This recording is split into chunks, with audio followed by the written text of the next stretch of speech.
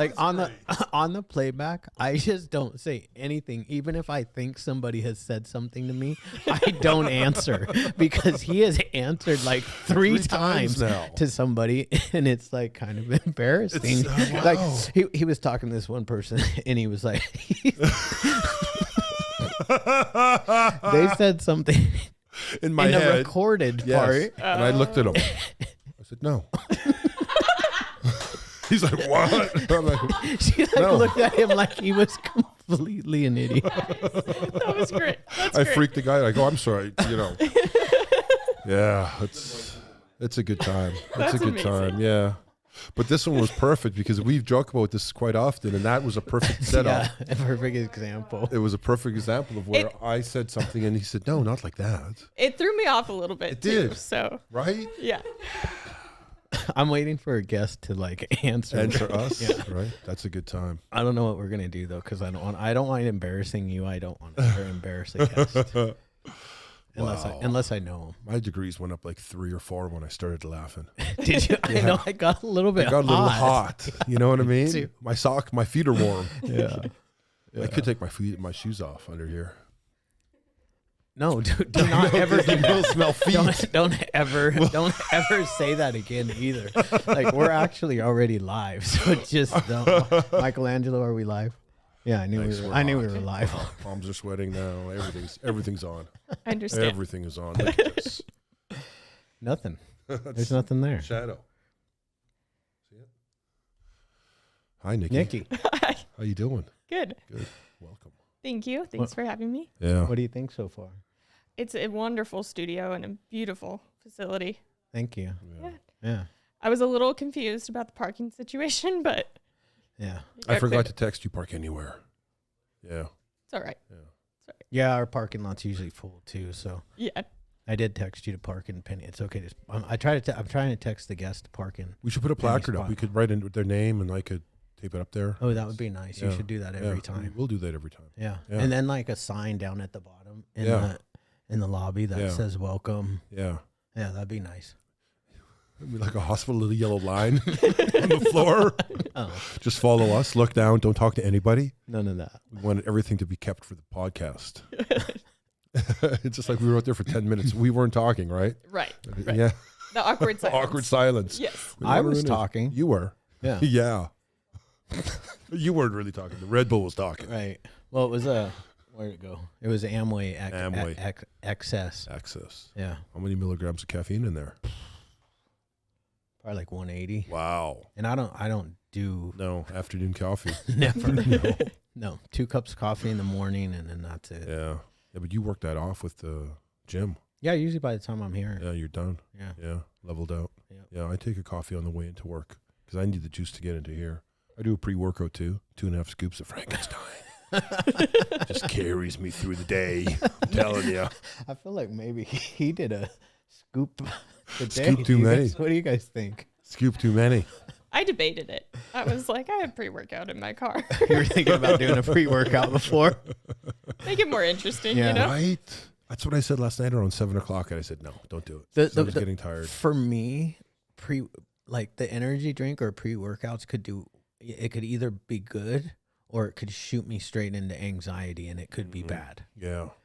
Yeah, so we've kind of like switched pre-workouts. So we're now trying this like thermogenic one. So if I don't work out within like 20 minutes, it's the itchiness, it's the jittery, Wow. it's the anxiety, and I can't do it. So Like some bad weed.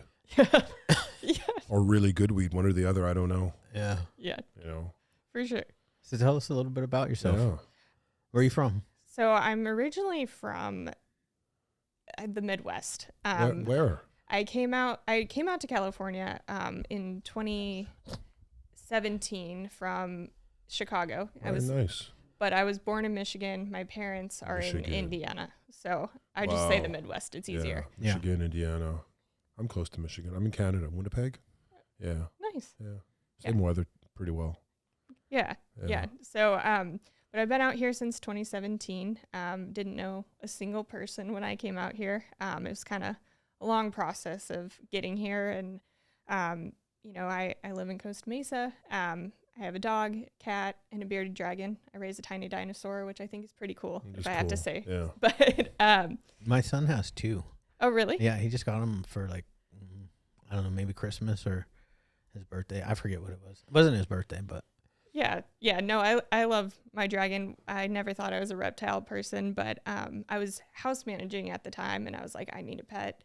And so I couldn't get one with fur, so bearded dragon it was. And I've had him ever since. He went to stay with a friend for a little bit when I was moving a lot, just because he gets stressed out. But I have him back now, and all the babies are in one place, so that makes me very happy. What does stressed out look like in a little dragon like that? Just a lot of like, they'll glass surf, so like he'll be like waving his hands all across the tank. Just really calling out for help. Yeah. Wow. Okay. Yeah. So, but I love animals. I'm super happy to have a dog. I've had my puppy for almost a year, and I've always wanted a dog. I've never had one growing up. So that's been fun, a bit of a learning curve. But other than that, I love the gym. I work really hard. I'm the lead tech at True Life Recovery, and I also run the social media for them. So. Oh, since she tagged the social media right now, let's play that. Pull up the Instagram. Because that was funny. We got to do this, Shane. Yeah. Like just me and you. Oh, yeah. Do you have water in your mouth? Yes. That makes it even better. Yes. So the goal is to not spit the water out. Yeah, but I thought it was supposed to rotate back and forth. Anyways. Oh, he spit it out. So did you win? Yes. So I still won.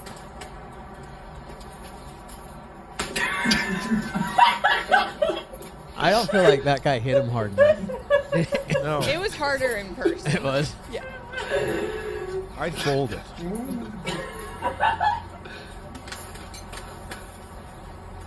Oh, he folded it. That was an ear hit. He That was an folded ear- his. that was Did an you ear- see yeah. his was folded? So this one started over. Oh, it started. Yeah. Okay. Let's see the one where you win. No, that one. Yeah. With the dog. I was a little weak in the beginning. I was a little. Back into it, girl. Come on now. There you go. That's better. That's better. Mm-hmm. That's better. Mm-hmm.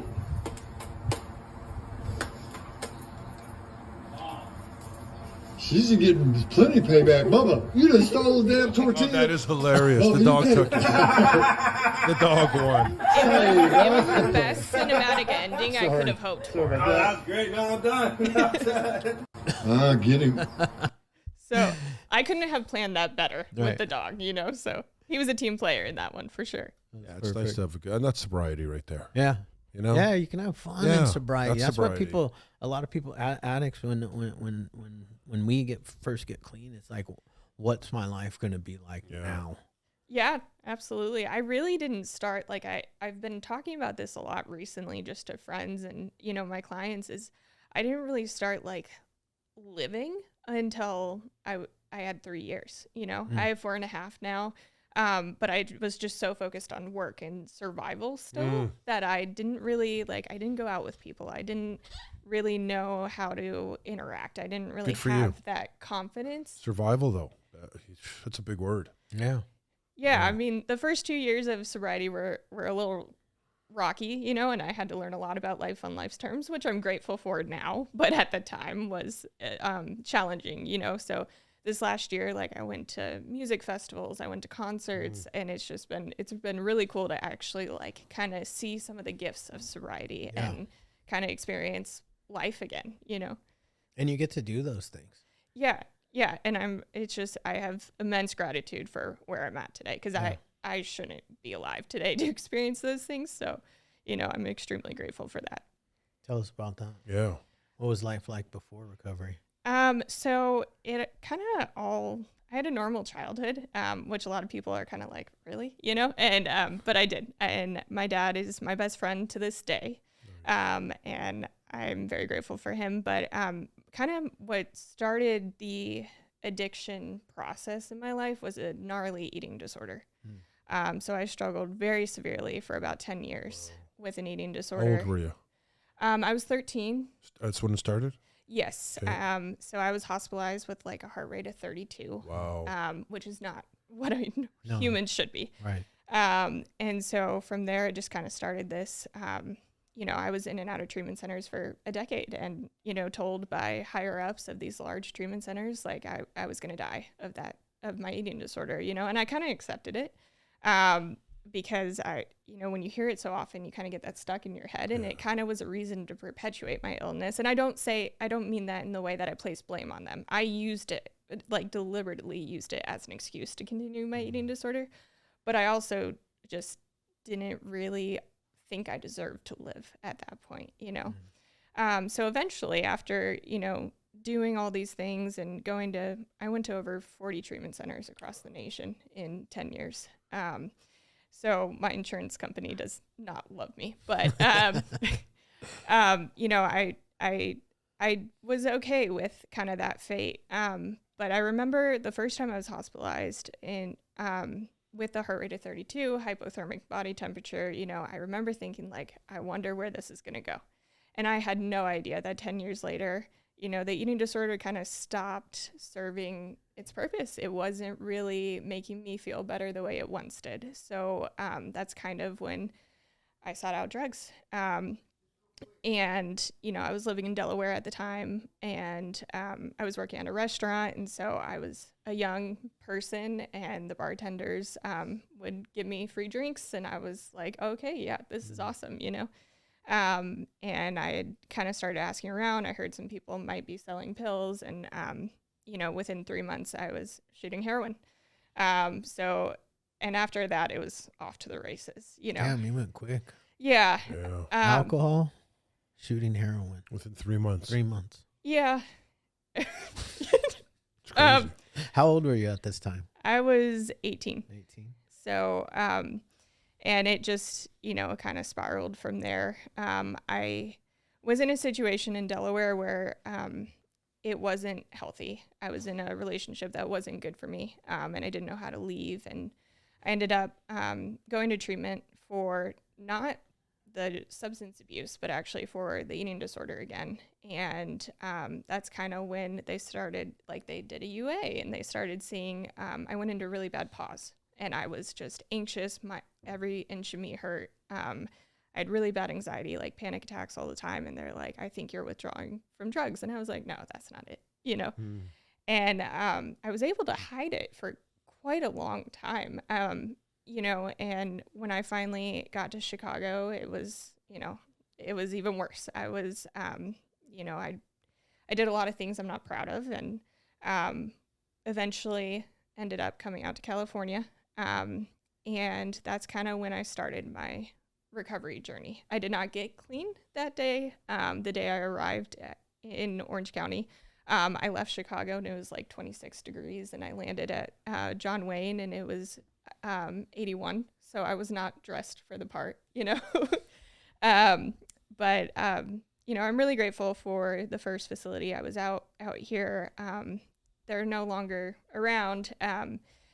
But it kind of opened my eyes to what recovery. What was it called? It was Clean Path Recovery. Okay. So they did reopen later, and they still might have a different kind of facility in Santa Ana. But everybody there kind of helped me along my path. At the same time, I went through something really difficult there, and didn't feel supported. There was a situation with another client, and it should have been reported, and it wasn't, and I didn't know better, right? So I was just trying to trust these people that had helped me so much. And I firmly believe that text there helped get me to where I am today, without a doubt. But I continued to struggle. I left there. It was the first program I'd ever completed. I had never completed a eating disorder program. I was either administratively discharged or left before I was supposed to, And so it was really cool. Like I finally completed something and I was feeling pretty good. And but I just wasn't ready. I wasn't willing to work the steps and really take a look at myself. You know what you did though? You stacked your first win. Yeah. You talk about that. You completed something that you started. Yeah. And you may have in the past too, but like in your like addiction, including the eating disorder, this was an accomplishment, and when you stacked that win, it planted a seed. Absolutely. And it absolutely did. I mean, at that time I was having a lot of conversations with my dad, and he's like, you were running for student government president. I'm a triplet. And I was, yeah. So my other 2/3 are in Indiana. But I'm a triplet, and I always loved school. I was the nerd of the triplets, if you will, and straight A student, always doing homework, took IB Psych in like junior year. And so we were like, my dad kept asking, like, how did we get here? And I didn't have an answer, And so when I was finally able to complete the program and get a little bit of time under my belt, my dad started talking to me even more, and I was able to talk to my siblings again, because my parents didn't really know where I was for about 2 years. And I thought that was better for them. I now understand that was likely the worst thing I could have done. Oh, the pain. Yeah. Wow. But at the time, I thought it was for the best, and so it was really cool to get my family back in my life and able to speak to them. And I went to meetings, and the Costa Mesa Solano Club, kind of became my homeland. Been there a million times. A million. Yeah, and it was really cool. Like, I was meeting people, and I kind of created a chosen family out here, because I still felt somewhat alone, right? Like, I didn't know anybody on a deep level. And, it was just kind of this back and forth of I'd maybe get 90 days, and then I'd relapse, and then I'd maybe get like 6 months, and then I'd relapse. And kind of the turning point was I ended up in a facility in Lake Forest.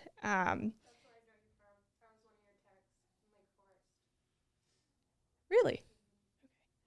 But yeah, I ended up at a facility in Lake Forest, actually, for the eating disorder and substance abuse. And they're no longer there either.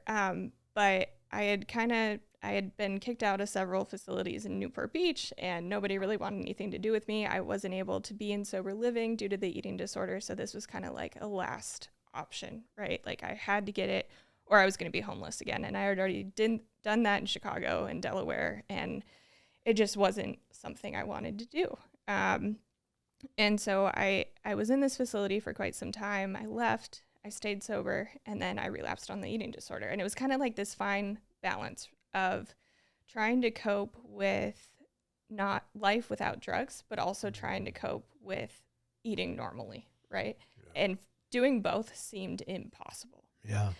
It was that whack-a-mole that, Two guys coming up, or they say holding 3 beach balls under the water at the same time. Yeah. It's tough. Yeah, and it was kind of like, okay, what's the lesser 2 evils, right? And I didn't know the answer to that. It's hard to say. Yeah, and the thing about eating disorders and substance abuse is you can't necessarily treat them both in the same facility, because they're both medical and both present different liabilities, right? Yeah. And so when I went to this facility and left and came back, it was under new management. And I had relapsed while in that facility. And they were kind of like, okay, listen, like, you need to get your life together. And I was like, okay, we'll try it. Right. And during the rest of that stay, it wasn't a safe situation. I had no contact to the outside world. And it wasn't supposed to be that way. It was, somebody had made that decision, and the same person was, long story short, I ended up with more trauma than I went in with. And so when I left, I was really shaken up, but I had stayed clean. And to me, that was amazing. So no drugs or eating? Correct. Okay. So when I left, I was clean. There's another one. I was doing well. However, I couldn't cope with what had gone on there. And I had tried, to report it to all the appropriate people. But a lot of those people were in a complicated situation. So when I left, I just kind of lost it and had a gnarly suicide attempt. And I had also been diagnosed with cancer while in that facility. So prior to the suicide attempt, while this situation was going on, I was diagnosed with cancer. Oh my. And it was papillary thyroid carcinoma. So at this point, you could see, like, if you looked at me, you could see the tumor on my neck. And they found it, they did a biopsy and eventually surgery. But I wasn't even allowed to be the one to tell my parents. And that kind of sucked. That made it worse for me, because I just wanted. And this happened while you were at the treatment center? Yeah, it did. And so I'm really grateful I was able to get surgery. But it had been a while, so that, the damage was done. And, my parents flew out here for the surgery, and I'm super grateful for that. And I'm doing okay now. But I did radioactive iodine at a large cancer hospital in Duarte a couple of years ago. And so I'm grateful I'm stable now, but it just kind of added to I'm not using drugs. I'm trying to keep my body healthy, and yet I have cancer and I'm trying to cope with, life. Right. And so, I just upped my meeting attendance, and I started asking people for help. And that wasn't necessarily a sponsor yet. But it was kind of just talking to anybody that would listen. I know I can't do this on my own, and I need help. And everybody was willing to help, and it was amazing because, people at the Costa Mesa Solano Club had picked me up off the parking lot before and thrown me in the back of a truck and taken me to detox, and, and they loved me anyway. And to me, that was just I couldn't comprehend that kind of unconditional love at the time, at least not for me. I could see it everywhere, but I didn't understand why I deserved that. And it was given to me anyway, and through that and eventually getting a sponsor and working some steps, I realized okay, I want to give back. I want to be that tech that the techs were for me when I needed them. Right. And then I want to be that person at a meeting that can help the newcomer or the person struggling. And, ever since, it's just kind of been a lot of trying to be of service and doing the next right thing. Yeah. Nice. Yeah. So cancer free? Yeah, for the most part. Haven't necessarily gotten the all clear, but we're getting there. We're getting there. Yeah. That's good. Yeah. So I'm super grateful for that. And, just it's amazing where my life is at. I'm just especially lately, I've just had immense gratitude. I never thought I'd be here. I never thought I'd be alive to see 26, and it's wild. When did you start working out? I started working out in November of 2020. So I'd worked out for years, just not in a healthy way, so I had to take some time off. I was going through cancer treatments and trying to recover. And so I had to step away from the gym for the time being. And I started dating my boyfriend, and he was all into the gym. And I was like, okay, let's do this. What can you bench press? My bench is not as great as I'd like it to be. What's your boyfriend? Honestly, I'm just teasing. We got a stupid joke here about bench press. No, I understand. That I bring up all the time, and they hate it. So that's why I do it. Yeah, no, it's fair. It's fair. Bench is not my strongest. No, not mine either. I'll just tell you that. But it's really cool because when we started working out, for the first time, I wasn't working out to lose weight. I wasn't working out to look a certain way. And I was willingly gaining weight for the first time in my life. I'm sorry. Good for you. Yeah, it was wild. People had to essentially put a tube in my nose or strap me down to make me gain weight, right? Yeah. And now I'm okay, I want to put on muscle. I want to see what my body can do. I want to be able to lift more weight in a couple of weeks than I am now, right? And to do that, you have to eat food. Yes. Yeah. Yeah. And, I have a partially paralyzed stomach, so that makes it a little complicated, but it was trial and error finding what works, right? Mm-hmm. And so it's just, when I started telling my dad, I'm gaining weight willingly, he's like, what? And I was like, yeah, I know, right? I don't know what's happening to me. But I love the gym. It's been an amazing outlet. I had started working in treatment around 2 years clean. And so I was already working in treatment at that time, and I love what I do. And I've always been super empathetic. So some days when it's, a little more taxing on my heart, right? Because I want to save everybody and I can't. Right. And I want to help everybody, and sometimes they're not ready, and I get that. I wholeheartedly get that, but it can takes a toll on me. And not in a bad way, it just does, right? Because I just want to help everybody. And so the gym really became an amazing outlet for that, an amazing outlet to, you know, set a goal and be like, okay, I'd like to bench press, you know, 90 pounds one day. We're not there yet, but I'm not gonna lie to you, but we're getting there. We're getting there. So let's see, 45, 55. Okay. Got it. yeah. 25s on each side? Yeah. That's 95, but Yeah. So we're not there yet, but we're getting there. And it's just so cool to, you know, be like, oh, I started out like, you know, benching the bar, and now we're moving, you know, and it's really cool. And with the fitness account, like I have no idea what I'm doing. I'm not a coach, you know, and so it was just kind of like a fun thing for me to track my progress more than anything. Yeah, for you. So What's your dad think? Like, I'd like to get him on the phone right now, just to hear him cry. My dad, yeah, He'd cry. I called him on the way here, and I'm going to call him on the way home. Nice. So. What'd he say? He just must be so happy and proud and just, you know what I mean? Yeah, no, my dad's been a huge supporter. You know, I'm so grateful for him. Yeah. Like I literally call him probably 27 times a week. I'm probably one of the most annoying kids he has right now, but no, he would never say that. He's amazing. I've always been a daddy's girl, and it just kind of went away. I mean, I was halfway across the country from him, so it was understandable, you know, and he's just super proud of me. When you asked me to be on this podcast, I texted him like, Dad, I'm going to be on a podcast. And he's like, that's so exciting. And I'm like, yeah. So that's so cool. It is cool. So on the way over here, you called him? Yes. And he knows you're sitting here right now? Yes, he does. That's awesome. I was a little nervous. And he's like, you're just talking to people. That's it. Yeah, it's just Shane and I. Yeah. We're just a couple of Nerds. we got engineers in the house laughing at us. I get it. I'm going through Saddleback's alcohol and drug studies program right now. Good. So Yeah, good for you. I'm always studying, and I'm always, you know, telling my boyfriend, I'm like, guess what I learned today? And he's like, cool. I have no idea what any of that means. You know? What does he do? He just got a job with Axel Hire, but he previously worked for Peloton, and he actually opened the Santa Ana warehouse. Oh, nice. Yeah. So, you know, they kind of had a rough Yeah, you think? round of layoffs. Yeah. And he survived to round 3, and then they kind of did away with their field ops team. So now you can buy a Peloton on Amazon. Right.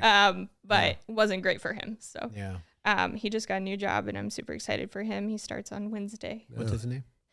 Grant. Grant? Yeah. Good Grant, name. yeah. Like Grant's a strong name. Grant is a good name. Yeah. Yes. Well, that's cool. Yeah. So he's been super helpful in the gym, and, you know, just always cheering me on and telling me when I'm wimping out of going higher. So That's awesome. yeah. Where'd you guys meet? So we just met in you know, the recovery scene, and we like the same music. So, you know, we went to When We Were Young last year, which was wild. We bought tickets like on the way down there. So Where's that? What is that? Except we're old, dude. We have no idea what she's talking yeah, about. sorry. yes. What is it? So it was in Las We're Vegas. not old, bro. They advertised it like a year before, and immediately it was like all the alternative punk emo bands were going to be in one place. And I was like, okay, it's Fire Festival for sure, you know? And or Woodstock 99. Like, this is how this is going to end. It's too good to be true. Like, it's not real. Not going to happen. So I didn't buy tickets. Like, there was a wait list for tickets. They added 2 more days. I still didn't buy tickets. I was like, no, I need to see some proof that this is real first, right? And so eventually it got closer and closer to the day, and I didn't think I'd be able to get off work. And so then my schedule changed. And then we had the third day. I had the third day off. So it was the following weekend. So they had 2 days and then a week between, and then the following weekend. And so the first day got canceled because of high winds at the Las Vegas And now Fairgrounds. you're thinking all of a sudden you could tell the future. Everybody was like, we were all right? And so, but it was indeed real, and they put on an amazing show on the second day. And we had gotten general admission tickets, and then I hustled hard on this Facebook group for When We Were Young tickets, and we got VIP tickets, and it was nice. it was amazing. We got to see A Day to Remember, Mayday Parade, which is my all-time favorite band. We saw Mayday like 6 times Sober. last year. Yeah, All sober. We've done it all sober, and it's been amazing. I got to meet the lead singer of Mayday Parade, Derek Sanders, and I like fangirled so hard I had to take my inhaler. It was really, it was cute. Let me tell you. But it was really cool, and when we were young was absolutely amazing and real, and so it all worked out. But it's wild to do those things sober and with somebody that I love, and it's just amazing. That's nice. Yeah, that's beautiful. We talk about love a lot on here because we're both married. Yeah. Happily. Good. Life is like good. Yeah. It's like it's nice. No, it's God bless Grant. Like he puts up with a lot. I'm always trying to bring a stray dog home, or I'm always trying to say, hey, we need to do this thing. We need to help this dog. And he talks it through. He's kind of the voice of reason sometimes when it comes to the animals, which is fair. But he's amazing and supportive, and I just feel incredibly safe with him. And to me, that was a big thing because I'd never had a healthy relationship, right? And so to do sober life and amazing things with somebody that's healthy and safe, that's another like mind-blowing thing that I do now, and it's just crazy, Yeah. So I'm super grateful for him and our little fur family for now. So How big is the bearded dragon? So he is he's 3 years old. When I got him, he was like that big. Wow. Yeah. Yeah, and now he's like that Oh big. wow. Yeah, so They get large. They get a few feet. Yeah. Cooper's. I haven't seen them in a while. They were only that big, but it's only been like maybe 3 months or so. Have you seen them? Are they bigger? Yeah. they grow pretty fast the first year. Like, and I thought I got this dragon, and I'm like, oh, it'll be low maintenance. It'll be great. No, Living thing. I was wrong. Yeah. Like the humidity. Like the rocks, hot rocks. Yeah. Yeah. And you got to have the heat lamp. Yeah. But it's got to be the perfect temperature. Perfect. And then one side's got to be cooler, and then you got to have the right humidity, and they have to take baths. And I love them to death, but I did not know what I was signing up for. That's why I was surprised when you said Coop has two. I'm like, man, that's a lot of work. Yeah. This is school and basketball and all that. And man, Girlfriend. wow. She's probably taking care of the dinosaurs. Yeah. Shit. I refer to him as my tiny dinosaur all the time. What about your other two sisters? What are they doing? Or I assumed. Yeah, you assumed. Are they? What are your So it's a sister and a brother. Okay. a sister and a brother? So my brother Brett, he lives with a bunch of friends and works on. I actually don't know what he does for work right now. He's a difficult man to get a hold of. But he lives really close to my parents' house, so he's taking my little brothers fishing all the time, and I'm one of 7 total. Oh. So Oh, wow. yeah. And where are you guys? We are second in Second? line, but I am the 3rd triplet born, which puts me as the exact middle child. Okay. So So you're the youngest of the triplets? correct. But then we have 3 younger ones. Then you have 3 younger. Yeah. Wow. They're not triplets though. No. Just one set of No other triplets. twins or anything? Just triplets. Correct. Just the triplets. And so my sister's in school to be a PA right now. Wow. Oh, nice. Yeah, and she works at a plastic surgery center, and she loves it. Oh, good for her. It's amazing. Your parents would want to have kids after 3. I'm sorry. I call it quits after that. 3 in a row. Well, let's face it. You got 3. Who's recuperating from that? It's a lot of work. I'm not recuperating from 3 kids at once. Are you kidding me, man? That's a lot of. You're barely recuperating from Shit. 3 kids from Different ages. Yeah. Yeah, so the story goes that my dad fainted when he was found out. Well, But yeah. I wasn't there. I don't know. I mean, I was kind of there. You were there. And all of a sudden the doctor's like, there's 3 heartbeats in here. And you're like, what? Say that again. 3? I mean, how do you even register 3? What do you mean by 3? Yeah. 3? Yeah. No. I was worried about having twin girls when we decided to have my son because my ex-wife her mom is a twin, an identical twin, and that usually like skips a generation. I was like, man, with my luck, I'm gonna have twin girls, but I didn't. Thank goodness. Nice.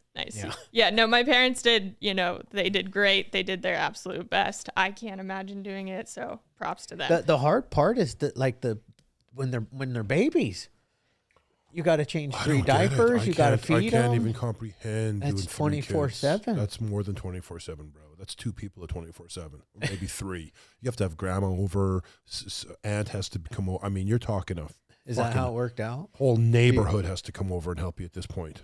Yeah, so my parents still lived in Michigan at this point. So, my grandparents helped as much as they could. My older brother was also, they thought like, okay, it'll be perfect. Like dad gets one, mom gets one, and then Ryan, the older brother, can get one. Yeah, no chance. But when we were born, my dad woke him up at 3 a.m. was like, hey, they're here. And he's like, cool. And he went back to sleep. So Ryan? in his defense, Ryan Yeah. was, he was like, I don't even remember, like very young. So, he wanted to sleep at 3 a.m. Yeah, you think? which is fair. Wow. So probably enjoy the last of the good old days. We heard all the time about how there used to be a jet ski, and then we came along, and there's no Right. longer a jet ski. It's not even a lawnmower at that point. What do you mean? The jet ski, forget it, you're not going anywhere. Yeah. So, no, my older brother is amazing. He has his own family in North Carolina. Wow. And I talk to him quite frequently. So, and he turned me on to the music that I love today. Yeah. So, Oh, nice. yeah. So I'm super grateful for all my siblings. My younger ones still are right around my parents. What's the difference in the younger ones? So 2 younger ones, right? 3. 3. So So there's your 3, and 1 older one. correct. So Ryan is, oh God, I'm going to get these ages wrong. So Ryan is 30, Yeah. 34. He's the oldest, He's the oldest. right? You're 26. 26. And then Haley. How old are your sister? I'm joking. I mean, if they were here, they would make sure to tell you that 26 in 1 minute. Brett is 2 minutes older than I am, Right. and Rachel's 1 minute older. Okay, So, Brett, Rachel, okay. Yeah. And, okay, then the other 2? and then Haley is 18, 19 Months or years? Years. Oh, thank God. So she just got her own place. I'm super proud of her. Oh, good and for her. then there's Aiden, and then there's Gavin. Wow. So there's about 20 years between Ryan and Gavin. Wow. Yeah. So, we definitely had a busy childhood, but it was fun. It was interesting for sure. So. And did you grow up most of it in Michigan, or? No, so we moved around quite a bit, actually. So we were born in Michigan, and then we moved to North Carolina, and that's where Haley and Aiden were born. And then we moved to Virginia, and then that's where Gavin was born, and then my family moved to Indiana. So I was only in Indiana for about 2 years with my family before I kind of became a nomad, is how I described it. Yeah. So it just sounds better, but we know the truth. Yeah. So. But yeah, most of my family is generally still in the Midwest. Yeah. Ryan lives in North Carolina. But How about your mom? my mom is in Indiana, Okay. and she is a fitness instructor, and also a real estate agent, and sells a skincare line. So she's busy. She's busy. You guys have a relationship? I love my mom. She's Yeah. my mom, and we don't have the closest relationship right now. But we're working on it. Right. What's So my parents got divorced Right. later in life.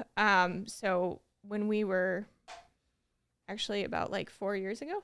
And so it was a little strange, for us, because I don't know, I guess I just Thought they'd be together forever. Yeah. And I know it's strange for everybody. Like, I don't mean that as, so much worse, but I just never really, it was never in my realm of possibility. Right. And so my parents got divorced, and, they were both, I respect both of them for how they handled it. They still co-parent my younger siblings, and they're both amazing people. My parents are.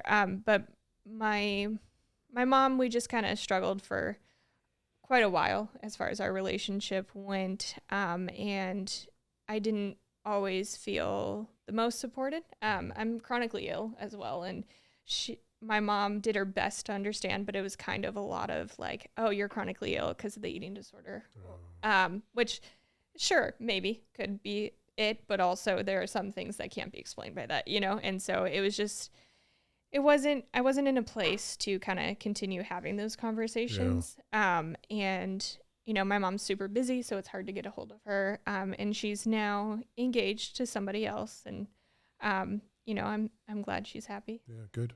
Yeah. Yeah. So, but yeah, I love all my family, and I'm super excited. I get to go to Michigan in July and see everybody again, so that makes me happy.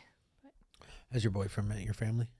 He has met my dad and my grandma over FaceTime. So last year we kind of went to his family for his birthday in June, and his family's in Christmas. He's from Oklahoma, so he's got the accent going down. no. Hey, how you guys doing out there? That's not the Oklahoma. It's got to be a little bit of a cowboy if you're coming from Oklahoma. No, I don't know. all right, maybe not. I'm Canadian. I don't know my geography. I'll ask him. When he listens to this. No, but he's not into country music, right? No. Okay, so He's the in the emo. answer is no. He's into heavy metal. And, Yeah, like Judas Priest. Yeah. like So- that, like old heavy metal, No, so more of new stuff. Every Time I Die.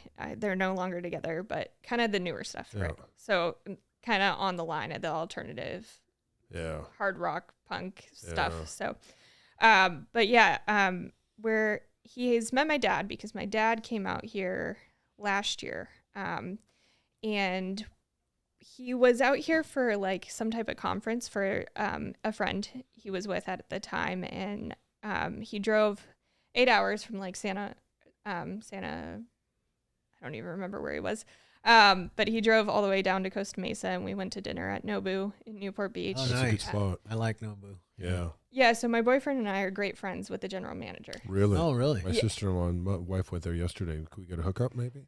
I will do my best. I can ask for sure. But it was really cool. I had never had food like that, let alone, getting to see my dad for the first time in a couple of years. Oh, that's nice. It was And amazing. introducing your boyfriend and all that. Yeah. And they're like, First real boyfriend? no, just first healthy. Yeah, that's kind of what I meant. Yeah. So, they got along great, and nice. they both have a lot of dad jokes up their sleeves. So, it went amazing. And, so I'm excited for my boyfriend to meet the rest of the family, but That's cool. That is cool. yeah. So, So you'd never eaten at a place like Nobu? I haven't. I mean, with years of the eating disorder, Oh, I wasn't really adventurous. If I ate at all, it was the same thing. It was something I cooked. It was something Controlled. bland, and I knew the macros for it, and it was weighed out. Well, and thank God those are. How do you do? So with your fitness, do you do any of that stuff now? I do not. You don't meal prep? I meal prep, but it's more so. I mean, right now I'm kind of in a bulking type phase, or at least trying my best, right? Yeah. Like summer's coming, so not too much, but I want to put on muscle. So, but for me, I know that, I've been in solid recovery for about 2.5 years now, but if I start counting macros and stuff, it's a very fine line. So, so I do meal prep, but I don't weigh anything out. Thankfully or unthankfully, I kind of have that internal calculator now, and it's not going to easily go away. Right? Like yeah. a dope dealer. Yeah. So, I do kind of have a general idea of what portions look like and what I should be eating to bulk. But for me, I kind of just do my best. And like, I know that the exact science could arguably be more helpful, but I'm not willing to take that risk. Yeah, no, it's not worth it. Like, I mean, I don't know that the people that at the gym that are that obsessed with that are the happiest people. I can only imagine that they're not, from someone who, went days on end without eating or eating anything that was enjoyable. Yeah. And yes, there's a time and place if you're prepping for a competition. Right. Absolutely. Yeah. But in my opinion, anyone who is not prepping for a competition, it's not necessary to do it all the time to a T. Food is very important. It is. And water. Thanks, Chad. Food and water. Water's very important. Water's good. Yeah, water's good. We like talking about fitness, so let's talk about fitness for a while. Yeah. Okay. I really like it. Yeah. I'm into fitness. I've been working out since You were an instructor at one point, an instructor? weren't you? A fitness Fitness instructor? I'm I'm not going to talk to him the rest of the podcast. Thank God. Jesus. Been trying to get him to stop talking to me for like Good luck. 13 years. Good luck, bro. I've known him for like 13 years. Yeah. Oh, okay. He just like Yeah. showed up in Just my life. Doorstep. No, yeah, he showed up in my life and he won't freaking leave. Yeah, that's Nice. it. I told him I'm here. He needs me. Yeah. I tell him enough. He's going to believe. He's starting to believe it. That's good. He's starting. I'm this close. I'm not believing. Taking over the empire.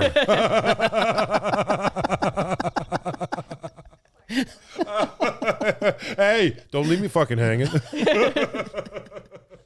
Oh, this is a good one. Okay, back to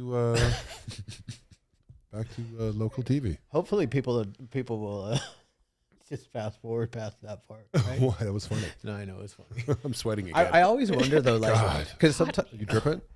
I'm good. I'm kind of. are you I'm a sweating? little hot. Yeah. What? Just because we're laughing. Oh, you can. Yeah. Yeah, or we just hotbox it. Put on the fan. Summertime, we're gonna have to turn on the air conditioner. I It have just no gets choice. hot in here. Yeah. Yeah. So you've been doing fitness for So I got the very first time I entered into recovery was 1996. okay. December 28th of 1996. You know what's sad? What? She wasn't even born yet. I was born by then, Okay, barely. October 1st, Okay, 1996. okay. So 1996. I told you. Oh boy, that was 26 years ago. Yeah. Holy shit. Yeah. I went to my first rehab, Mhm. and I was a meth addict. okay. I kind of think meth was my eating disorder.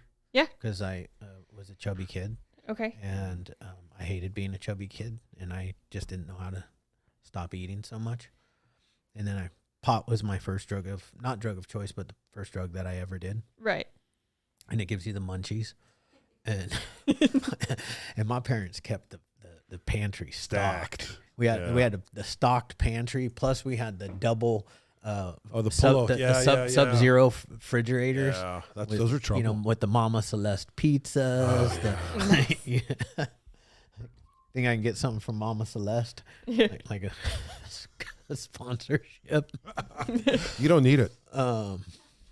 No, yes, I do. I need whatever sponsorship we can get. Yeah, that's true. We Trust do. me. Yeah, you're right.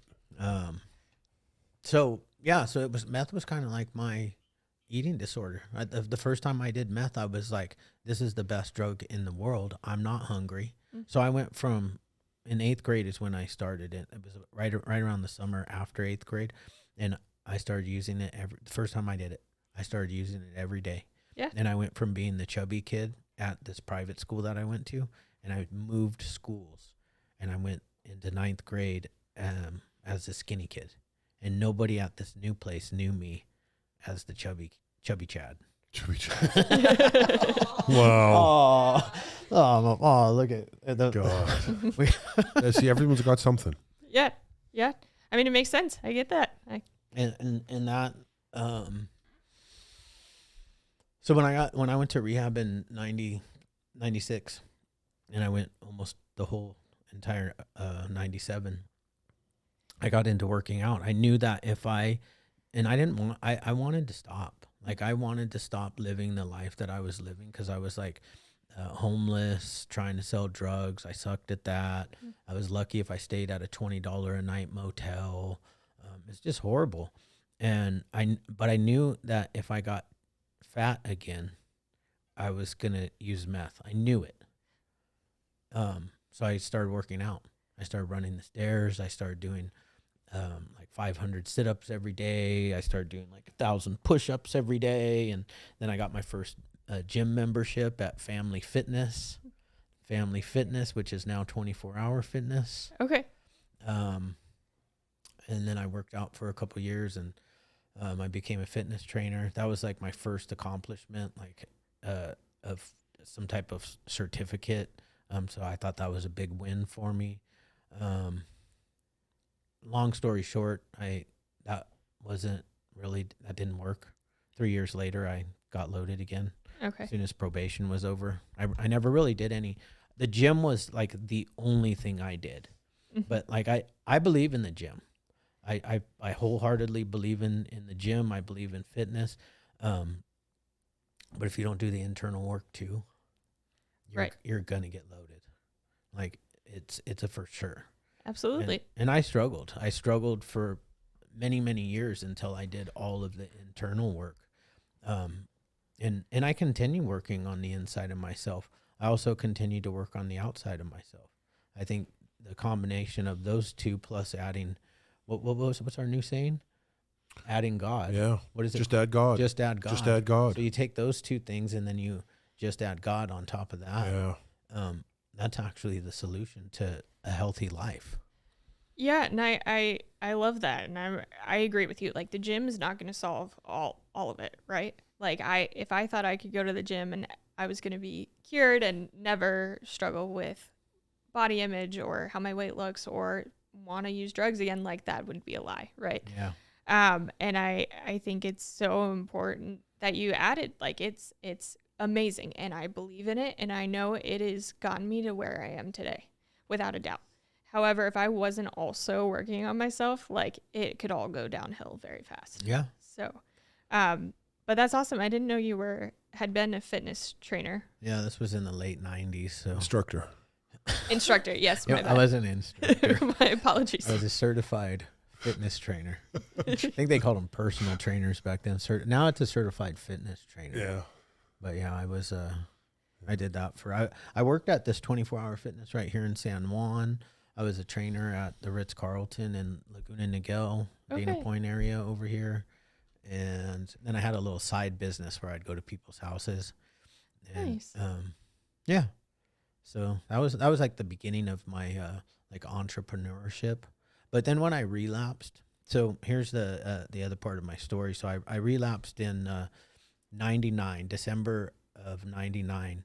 I was high on the New Year's, the big 2000. What do they call it? Y2K. Yeah, Y2K. Y2K. Anyways, I went to rehab. I met a girl while I was in rehab in January of 99. We were gonna do the recovery thing together, man. Of course. We were gonna work the steps together. We were gonna, do the whole deal. She got pregnant. We had a beautiful baby girl sitting over there, Aurora. But on December 9th of 2000, I went out. I was just out on a run. I just said, fuck it. She left. She didn't want to have anything to do with me. So I went out on a nice run because, working the steps with somebody else doesn't work. December 9th of 2000, I rolled my car off the 10 freeway in Pomona, high on meth. Was in the hospital for 3 days, got out, went back down to where I was, and which was with hanging out with these Chicano gang members, and smoked some weed, got paranoid, called my mom. She was crying. She said, "You just had a little baby girl." Wow. And that's really what like woke me up. Yeah. To like do something different. Like my recovery hasn't been perfect. I've struggled. I struggled like you. I had 9 years clean. I went out. I'd get 6 months. I'd get a year, and I kept throwing it away because I just didn't even care. It was like I just kept feeling like, well, I already threw away 9 years. Who cares if I throw away 1 year or But it wasn't until like I hit my emotional rock bottom and realized that like I didn't want to keep hurting people. Like it wasn't just me, it was the people that I was hurting.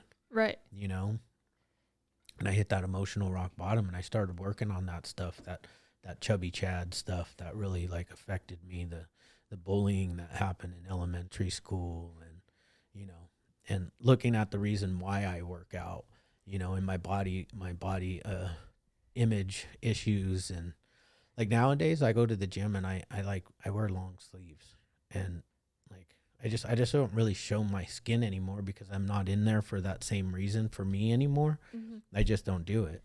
The only time I take off my long sleeve shirt is when I'm running on the treadmill. Well, actually I'll wear a short sleeve shirt like this, but when I'm running on the treadmill is the only time I wear a tank top anymore. Cause I used to be the guy that when I'm doing like bicep curls, mm-hmm. I was staring at myself in the mirror, either judging myself or thinking I looked good. One of the two. Yeah. Which either one doesn't make me feel good about myself. So I don't do it for that reason anymore. I work out. I mean, I'm 49 years old now, so I work out just to stay healthy and just to be able to keep moving and, stacking wins, challenging myself. Yeah, that's amazing. And I'm thank you for sharing that part of your story. I'd heard a little bit from listening to the previous podcast, and, I think it's just amazing that, that you kind of had that catalyst, right? That kind of pushed you. And, when you're talking about the gym and, wearing different things, right, during different periods of the gym career, right? Yeah. So like for me, like I'm trying to get sponsored by this apparel company. So it's a little different than what it normally would be, but I'm kind of the same way. Mine's a little opposite. So the fact I'm able to wear like a crop top to the gym is huge progress. Yeah. Or shorts. Yeah. And it sounds so stupid, but it's like, that's huge progress for me. And then also not look in every mirror I pass at the gym while wearing those things. It's just wild. Like I have so much time on my hands to focus on the lift. I don't know what to do with it, Right. And it's just, it's crazy. And I'm just so grateful, being chronically ill and coming back from the cancer diagnosis. And, the gym has really helped me feel stronger even when I don't feel well. Like I have chronic pain. It's a constant battle of I can't squat, right? And so I've found different leg exercises that still allow me to build my legs, but I'm not going to make my pain worse. Yeah. And so I go through periods of feeling like a fraud, right? Trying to get this fitness account going just because I can't squat, but it's I can't squat. Don't worry about it. Yeah, it's hard and it hurts. It's damn hard. Yeah.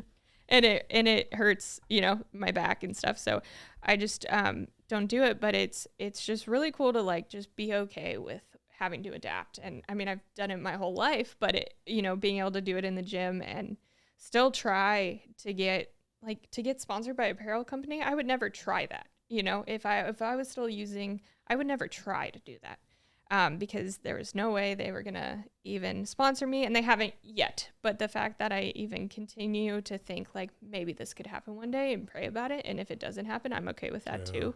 It's just, it's weird. And now I go to the gym and I enjoy it, and I work out with my boyfriend. We don't talk to each other when we work out. We both have headphones in, but we're together. Do you guys do the same workout? Yes and no. It depends on the day. Yeah. So leg days were usually at different areas of the gym. And it depends on work schedules. Like if I have a busy day and then I have a bunch of homework due, like I'm not going to go to the gym. Depending on what that looks like. Right. So it just kind of depends if we're on the same schedule or not, but sometimes we do the same workouts. So. Yeah. I just put my headphones on and I ignore everybody in the gym. I have like people that I know cause I go to the same gym and I've been working out. It's so funny because every new gym I go to, there's somebody from the old gym there. Yeah. So like, I know people and I just like, I say hi or we, fist bump or whatever. I don't really talk to anybody. There's one guy that I talk to who is, an ex-pro bodybuilder. Okay. He won Mr. Olympia in like 1986 or something. Wow. Yeah. But I like talking to him because he's like a really smart businessman on top of all that. He's actually going to come on the podcast, I think this week. Really? Well, maybe this week, whatever his schedule. He said he would tell me I just tomorrow. Making sure he's on schedule. So. Yeah.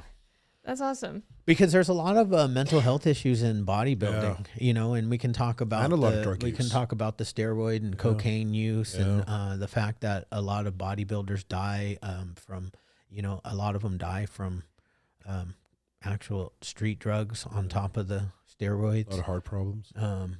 Yeah. A lot of mental health. I mean, bodybuilding in itself is not a healthy sport. I agree. And it's like, it's hard because it's, that's what I'm trying to do, but that's also not what I'm trying to do. I'm trying to do it in a healthier way. Yeah. Like women that prep for competitions, like if you have too low of a body percentage, like so many of your systems aren't going to be working. Right. Yeah.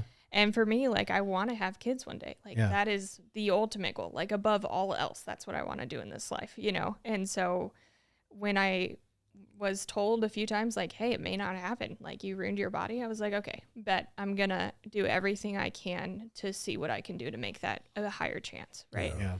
And I could go on for hours about my beef kind of with bodybuilding, for lack of a better term, or wrestling in high school and the tactics to drop weight. And Oh yeah. I get that there's a time and place, but I was also that person writing letters to the coaches, you know, so it's amazing, and it's dangerous, you know. Yeah. And you know, it's at the same time it saved my life, so it's very complex to discuss, but I'm super grateful for it. I mean, it's my sanity these days. So Yeah, it's my sanity. Yeah, mine too. I didn't work out this morning. I didn't work out yesterday either, and that's why the studio's like all clean. And I needed to take a couple days off because I'm really into like lifting weights for me is very easy. mm-hmm. So I need to do different things to like challenge not my body, it's my mind, because the whole fitness aspect for me is challenging my mind. So going in and like doing my weightlifting, I've been doing it for like 25 years. It doesn't really challenge me, but to run 2.5 miles on a treadmill uphill is extremely difficult for me, like really hard. And I started doing that like what, about a month 2 ago, months, 2 months month and a half. Yeah, it's about 2 months. 2 months. Yeah. Yeah. Tomorrow, so I took these 2 days off because tomorrow, and I will let everybody know on the podcast tomorrow if I beat my goal or not. 2.26. 2.25.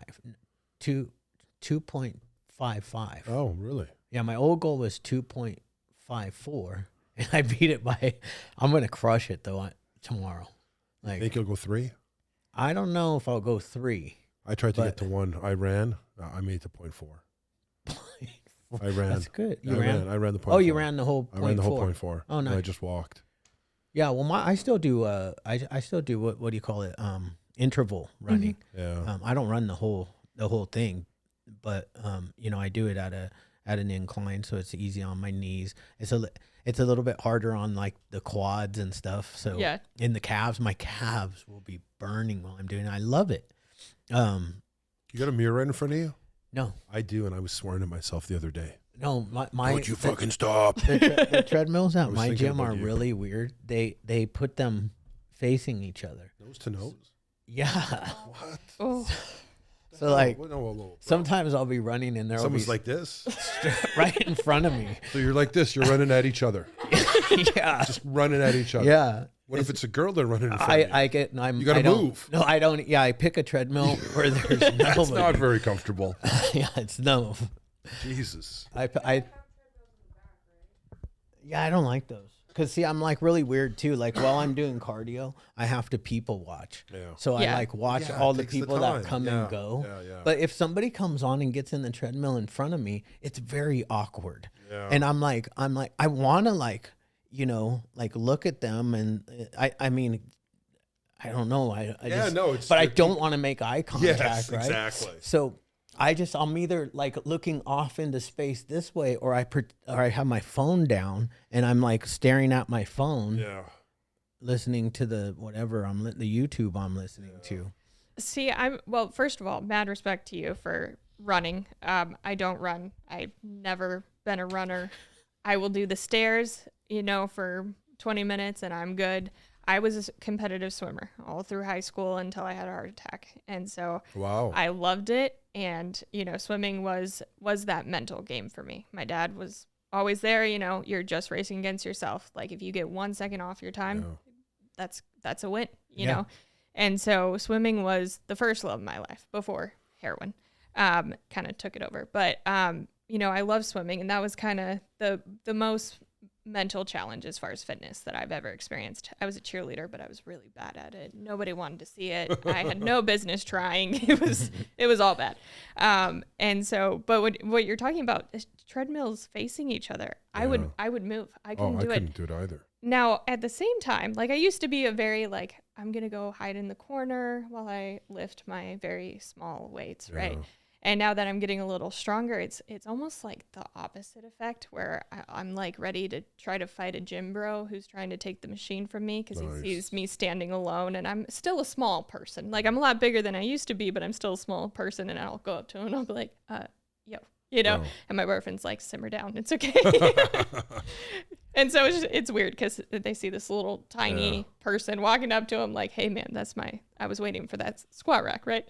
So I don't know. I did that to somebody the other day because I was literally they have 2 squat racks right here. They have a row of I have to have a mirror though with the squat rack. Like, I can't do the row. There's a big row of squat racks that face the stairs at my gym, and I can't. I mean, I can if I have to, but I'll sit for 5 minutes waiting for the ones with the mirrors, if 2 people are on those ones. And I was sitting there waiting, and I literally was just gathering my stuff, and somebody comes. I could see him coming too, and I was like, I gotta get my stuff. He walked up, and I was like, I'm so sorry, but I was literally sitting right there waiting for this, and he was really cool about it. That's good. That's good. And, you know, a lot of people are really cool about it, and I'm super grateful for that. There was this one time I was waiting for the seated leg press machine, and I was clearly waiting there, but I was also working out next to the machine. And so I see this guy walk up, and mind you, it's like 6 p.m. during a weeknight. The gym is packed. It's packed. And so I'm just trying to get this machine, and the girl gets done, and he gets in the seat, and I'm like, bro, I was waiting. And he's like, no, you weren't. I'm like, I was literally right there. And then my boyfriend just sees me like waving my hands, and he's like, okay, what's going on? Let's go eat. Take a step back. He's like, do you need a snack? You know? Right. A Snicker bar. Yes. You're turning into Betty White. Yeah. That's hilarious. No, I have the same experiences though, and I always curse in my head. I'm always cursing at the gym. I get mad because I do a lot of superset. Like, I do chest and back together. Yes. I always do a push and a pull, right? But I do my set of chest, and then I go do my set of back, and then I come back. And I throw abs in between all the time, so I'm always on an ab machine. Yeah. But see, I take my chest machine because benches are hard to get, right? I put my towel on there and all my stuff there, so nobody ever takes that.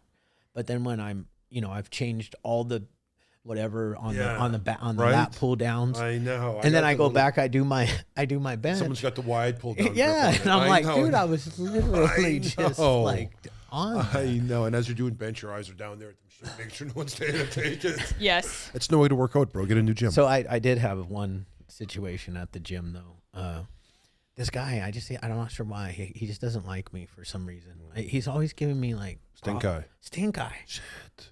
One day he like said something to me as I was walking by, and like some kind of rude remark, and I was kind of in a bad mood, and I was like, what the fuck you say? I said, what? He goes, did you want to use this? And I was like, that is not what you said. Not what you said. That's hilarious. Another day, the squat rack was open, and I walked up and I started to move stuff around. He comes walking from like down the hall, and he's like, I'm using that. And he did. Jogging down the hallway. Yeah, like running. I'm on that. Everywhere. I'm like, dude. Fucking I was like, guy. okay. I was like, I literally asked him, what's your problem? What do you say? And he's like, I was using that. I was like, why are you always such a dick? And he's like, I'm not a dick. You're a dick. Literally what he said to me. I was like, okay. Shit. Fucking liberal. No, sorry. I never meant that. Did I say that? Whoa. Oh, the body. And that one's back. That one's the hard one for me, is when people are going from machine to machine and doing different sets, right? Because what's the etiquette there for you? I don't. So if I on my back, I'll tell you what I do, and then you can tell me if this is okay. Okay. So I've got my bench, right? If you take my back machine, I take it as, okay, God doesn't want you to do that, and I do something else. So I'll go, there's many back machines in there.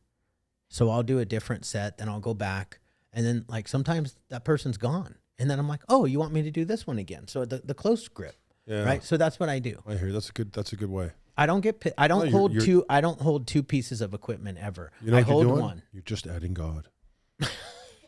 Yes. I That's what do you're add, doing. I You're just do adding add God, God, bro. yeah. I feel like God's like, okay, you don't need to do that. Yeah. You're a better person than I am. I don't hold 2 machines at once. If the gym is packed, I won't do that. That's just not okay. But if like I'm waiting on a machine and somebody leaves without saying a word, I give them 4 minutes. If they're not back, they're not coming back, and I can use it, right? Wow. Yeah. Now, if they come back After 4 minutes? and they're like, "Hey, I'm using that," I'm like I didn't see a phone, I didn't see a water bottle, like I normally wouldn't have gone, but like you didn't come back. Yeah, and it's been over 4 minutes. I Where were clocked you? Yeah. But I typically try to get one machine. I do 4 sets, 10, 12, 18 reps, depending on the exercise. And then I'll move to the next one. Yeah. Now, I will occasionally get brave and ask to work in with someone if I've just been there for a long time. Nobody's moving from the machine. But like it's kind of like this weird thing. Like if they're wearing Dark Sport, like the brand I have on, then I can ask to work in with them. But other than that, I can't. It's this weird like mental thing. I don't know. It's kind of like, because that's my in, right? Like, Yeah. oh, I like your sweatshirt, Yeah, while I yeah. have the same logo on. Yeah, So I don't like asking people either if I can work in with them. I have occasionally, like if it's somebody that seems like friendly, but it's like there's always the guy at the gym who does his set, right? And then he starts doing this. Yeah. And then I'll be like standing he's there sitting and I'll there. sit like 4 minutes have Get gone off the by and he machine. hasn't Oh, even done yeah, he's another still on set. the phone. Like I'll go over there, I'll do a set. Yeah. And he's never done. Yeah. And I'm like, and I want to just be like, is it okay if you get up for a minute and use your cell phone over here and let me do the set? Yeah. Like we need to do a podcast, a full podcast. Maybe we could just Etiquette. Etiquette. No, you know who does that? Joey Swole. Rack your weights. Joey Swole. He's a huge guy. Joey Swell. Swole. Swell. Yeah, Joey Swell. He's got a few million on TikTok. He's got Look, mental health we've He's bored got mental health Michelangelo. He's like, problems. all these guys are doing is talking about Joey, yeah. Joey Swole. Joey Swole. Swole. SWLL. Really big guy. Re-rack your weights. Like, even if there was a 45 on there, like say on the calf machine or something, right? Or on like one of the hammer strengths back machine. Somebody leaves the 45 on. When you're done, you take that 45 off and put it, rack it. Yeah, rack it. There's a lot of people that can't pick up the 45s. Yeah. Joey Swole. Yeah. Damn, There it he's is. swole. I told you. So He's definitely a natural. yeah, well, he's natty. All natural. He's all natty. So he does gym etiquette. He's not natural. Of course. Hey? Yeah, right. That's like what you would look like if you did steroids, Yeah. Shane. Yeah. See the bottom picture right there? Yeah. I think I've seen some of his TikToks about gym etiquette. Yeah, gym etiquette. Yeah. Yeah. But it's so important. I mean, especially with the new year and New Year's resolutions. Like, I saw some people just be not nice humans to the new people. And I'm like, you're going to steer them away from the gym. Right. Like, I had no clue what I was doing in the beginning, I was so scared. Yeah. I would literally be in the corner. I'd grab all of the weights that I could possibly need and knew I was going to use. And then I'd go find a corner and just stay there, I was the same. I was so scared. same. I was when I started working out in 1997. I got my first membership. I weighed 136 pounds, and I could bench press the bar plus a tens on each side. Yeah. And I didn't know what to do. There wasn't even the internet back then, so like all we had was either fitness magazines or what I did, which a lot of people probably did. I picked the biggest guy in the gym, and I followed him. So like I didn't make it obvious that I was following him. So I watched him. I saw what he did. When he got up from that, I went and did the same thing. And then I watched it while I was doing that. I watched to see what he did next. And that's how I learned how to work out. Now, then I went back to school and realized, oh shit, I was doing a lot of things wrong. Yeah. Like my form was bad. On a bench press or even on the dumbbells, there's no need to touch your chest. None. Your pec at a 90-degree angle, it only moves your arm from 90 degrees to here. So if you hit your chest, your no longer using I've been hurting my shoulder. fat on the shoulders. Yeah. 90 degrees. Yeah. Remember I told you the other day I don't go 225 5 times because I sometimes my 90 shoulder. degrees. That's all you need to do. You're right. So I learned all these things. Yeah. Same with shoulder press. Yeah. There's no need to come down to here. You do it from here up. That's it. I sent you a video this morning. I didn't watch it. No, Oh no. yeah, I did watch it. Yeah, I showed you the Yeah, machine. that was that. I can do the whole rack on that too. Oh, yeah. Sorry, That's well. I know you're feeling really strong. I'm not. I'm still feeling really strong. Fuck you. See how I said it to him but looked at you? You like that? Yes. You like that, don't you? No. Love. No, that's awesome. I can't wait till I can do the whole rack on the machine, but we're not there yet. But we're getting there, and it's really cool. And yeah, gym etiquette is so important. I mean, like if I didn't have my boyfriend, I probably would have given up a long time ago. Yeah. You know. Yeah, and I think that people that go to the gym need to I don't think you should walk up to somebody and be like, "Hey, you're doing this exercise wrong." But you need to be like friendly to them and make them feel comfortable at the gym, because it's a scary place for people that don't go every day. So what I try to do is I never want to tell someone they're doing something wrong, even if like it pains me to watch it, just because I'm like, you're going to injure yourself and I don't want you to. It's kind of like I'll go up to them and I'll be like, hey, you look really good, or I'm glad you're here, or welcome to the gym. I haven't seen you around before, right? But this one night, we had this girl who looked like she might have been in high school that was working out next to us. We were at the cable machine, and I had just hit a PR on something. I don't even remember what it was. And I was feeling like pumped up. And then she comes over and she's like, hey, can you show me how to do that exercise? And I smiled so big, and my boyfriend was laughing at me because I was like, I've been training my whole gym career for this, you know? And so it was just really cool. We got to talk to her and we helped her out a little bit. Nice. And it was just so nice. But it's that fine line of, right, like I don't want you to hurt yourself, but I also don't want to steer you away if I go up to you and be like, hey, why don't you try this way instead, you know? And with guys, sometimes like a guy doing it to a guy, we have like ego problems. Mm-hmm. And like the guy will be like, you know what, my dad showed me how to do it this way, and I know I'm doing it the right way. Yeah. No, dude, like a lat pull down is to pull down, not to go like this. Yeah, right. That's true. There's good shit on the. There is. I pissed some guy off the other day. Why? He was with a trainer, and the trainer said, give me one more. And the guy said, no, I'm tired. I said, do one fucking more. And he looked at me and says, who the hell are you? Who the hell are you? He said that to me. And I'm like, bro, I'm just trying to help you out, man. And I just walked away. Let me tell you the one last thing about the gym and why I think it's an important topic on our podcast and for people in recovery is that, or I don't even want to say people in recovery, just anybody. Anybody. There's a mental aspect to the gym that makes you a better human being, better at your job, better at school, better in every area of your life, because you're doing something that's very challenging and you're conquering it every day, you know, or every day that you go, you know. I go like every day until I feel like I need to take a day off. That's just how I do it. Me too. Yeah, and I agree. You know, I typically go 6 days a week. Most weeks, not every week, you know, but most weeks it's 5 at the very least, right? And it truly has made me a better employee, a better tech, a better social media manager. I mean, like a better girlfriend, you know. Like I'll be like, I don't want to work out. I'm so angry. And Grant's like, okay, so let's go to the gym. And I'm like, no. And he's like, we're going to the gym, get in the car. And then I feel better, you know? Yeah. And it's like, oh yeah, that's right. That's how this works. Yeah. Right.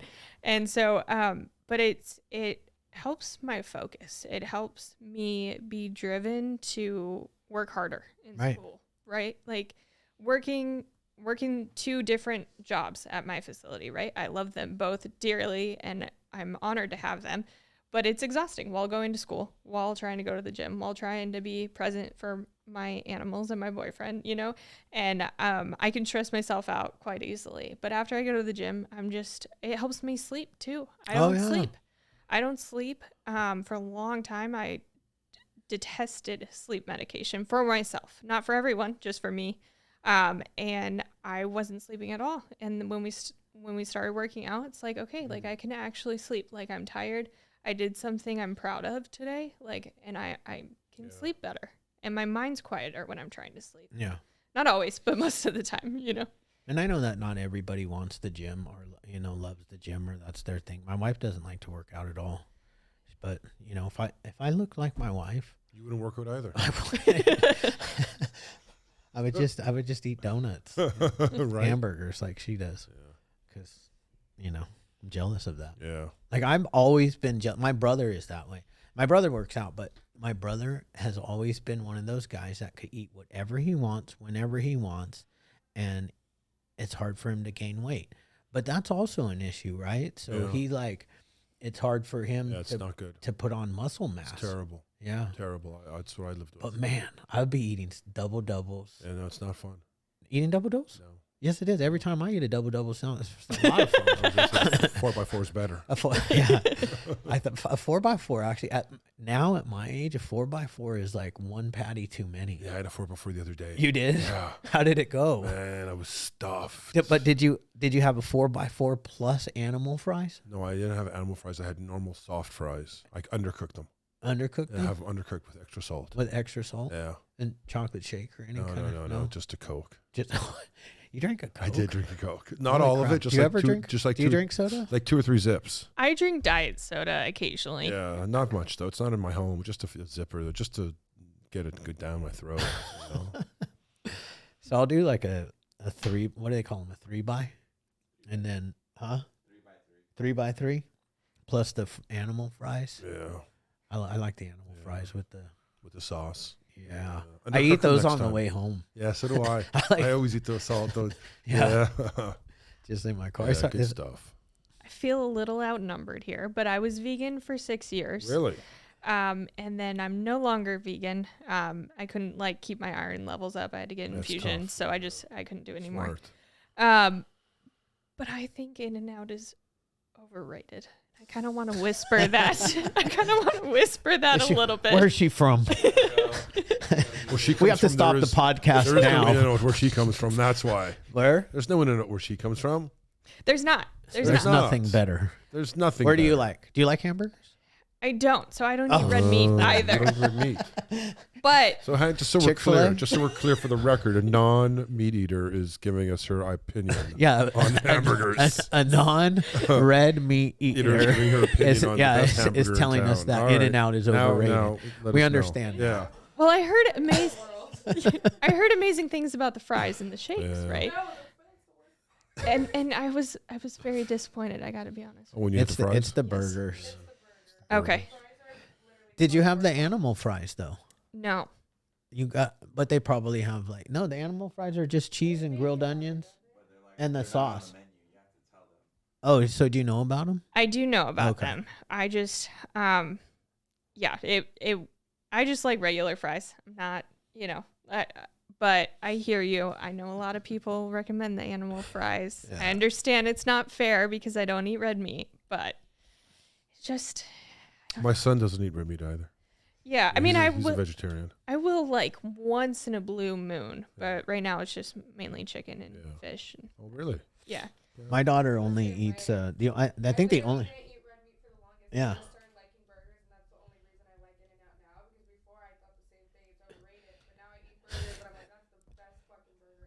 Okay, so That's that's the- the trick. Yeah. She didn't eat growing up. All she ate was chicken nuggets. Had to be the Kraft macaroni and cheese. Yep. Cheese pizza, and grilled cheese. Peanut butter sandwiches too, right? But literally, that's it. And fries, yeah. Nice. McDonald's. My son grew to be like, I'm short. I don't know if you noticed. But my son grew to be almost 6 feet tall, eating McDonald's chicken nuggets. The McChicken. What are they called? Chicken nuggets. There's both. There's the McChicken Not the and the McChicken, chicken nuggets. just the chicken Okay. nuggets. Chicken 20 piece. He would get a 20-piece chicken nugget every day, and he just kept growing and growing. Must have been something in the Antibiotics in there, or whatever. There's antibiotics in there. I think the word you were looking all for of is Canada's going to turn on you here pretty soon, bro. hormones. You're gonna start a country war here pretty soon. We're not scared of Canada. You guys elected Trudeau. True. And we vacation out here, so we don't want to hurt America. Yeah. Yeah, all my younger brothers, they eat, fast food relatively often, and they're huge. They're very tall, very buff, and Yeah. I'm just like, I don't understand it. Like I'm drinking 2 mass gainer shakes a day on top of 3 meals. I got a and mass gain too. I don't like the taste. Oh, I Do you have the big scoops? The really big scoops? I do. So it was. How do they say 2 scoops? Like, where do you put it? I have no idea. I've tried actually blending it. Like I bought this portable blender and Yeah. everything to make it better. I bought those milk frother things. Nothing works. Nothing works. And so The chalk. I have to do 1 scoop at a time. Yeah. Is the only way I can get it down. But it kind of like I can't eat a lot of food at one point, and even trying to eat every couple of hours, Yeah. like my stomach takes extra long to digest. So, and that is from, years of an eating disorder. Right. So I partially paralyzed my stomach. Yeah. And so when I'm trying to put on muscle mass, like it's just not going to all come from solid food. There's no way if it does, I am in the fetal position crying. Right. Yeah. Like, and so I kind of had to work against mass gainer. So my boyfriend's like, you should get it. And I was like, okay. I ordered it. I looked at the nutritional content and I was like, no. There's no reason I need this. Like, I'm not working out that hard. And I was new. So like it seemed like it was going to put on a bunch of weight really fast. But now like it's super nice to just drink it throughout work, while I'm I hear working. what you're saying.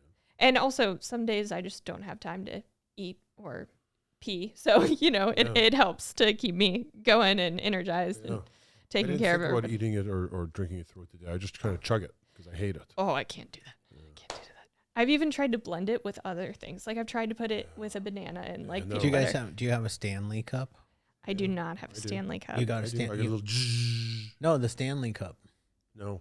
that has the straw. No. It's kind of like what? Oh, yeah, the Stanley Cup, yes. Yeah, the My new wife Stan- has a Stanley Cup, Yeah. yeah. My wife bought me the Stanley. Everybody has this. Grab that cup right behind you, behind those peanuts.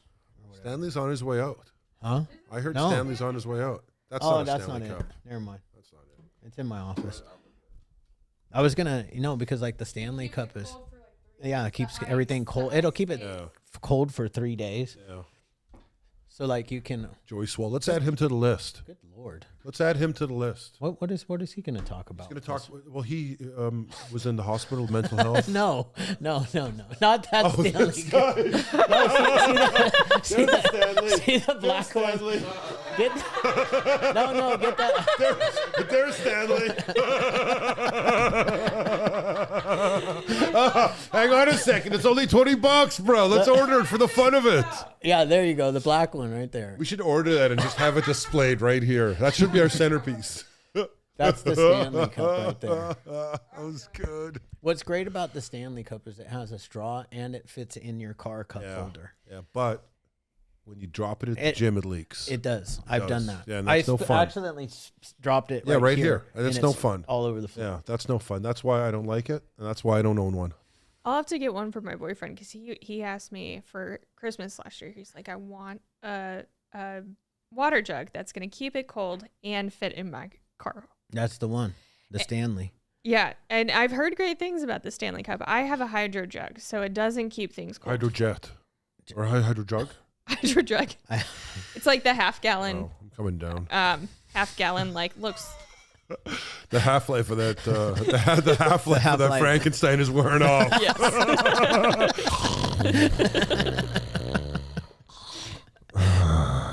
Yeah, okay.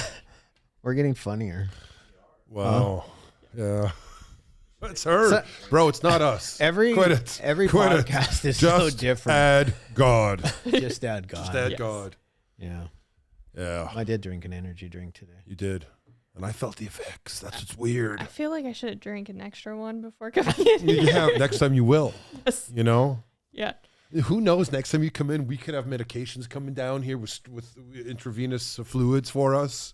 You know? There we go. What Get what your do they sister do? in here. Yeah, my Yeah. sister can administer yes. IVs. We never have to leave. Yeah. Just one podcast after another.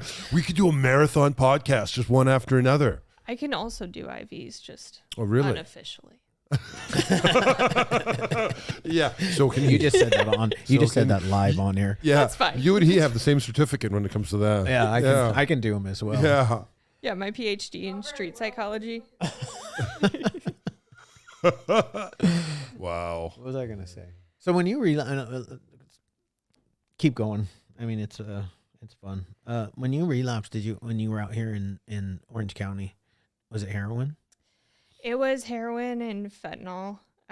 So fentanyl was around. You've been sober how long? I have been sober for a little over 4 years. Fentanyl was around 4 years ago. Yeah. Yeah.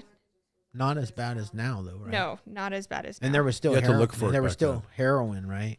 Correct. Like black tar heroin. Yeah, so it got to a point, like before I came out to California, and once I was in California, I was asking who knew of where the heroin was laced with fentanyl. Like I wasn't, Damn, you weren't fucking around. living wasn't on my agenda Wow. at that point. You Yeah. know, like I had You were heard, looking for the lace stuff. I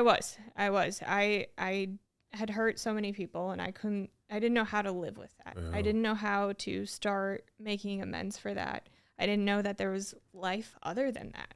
And, you know, I was struggling with untreated complex PTSD that I now know, and major depression, you know, and I couldn't deal with what was in my head. And I was at a point where it was like, I mean, when I came out to California, I thought I was going to die from my eating disorder, suicide, or drug overdose. But at least that was going to give my life meaning. I seriously thought that if I could become a statistic, then maybe someone else wouldn't do it, right? Despite the fact I looked at a bunch of statistics and it didn't deter me at all, right? You became a statistic though, one like a 5%er. Yes, yeah, and I'm super grateful for that. But you know, it just in the beginning, I was like, at least my life will have meaning that way, right? And I had accepted my fate. And so when I relapsed out here, you know, fentanyl wasn't like it was today. Like today is just awful. It's horrible. And so it took a little more digging to find it. Thankfully, a lot of my relapses were relatively short. My longest one was maybe 2 weeks. But at that point, I had friends at the Costa Mesa Sauna Club. And literally They who would throw me back in the back of a truck and drive me to detox against my will, you know. And I'm so grateful for those people today. But it was scary out there. I was homeless. I was on the streets. I was in some really bad situations. I put myself in bad situations. I dealt with some terrifying people. And now it's really cool to try to help people through that, right? Like maybe they're going to leave treatment, or, you know, I'm never going to see them again after a meeting. But if I can say something that maybe plants the seed, like, you know, like the first treatment center did to me, like, Yeah. that's all I'm trying to do, you know?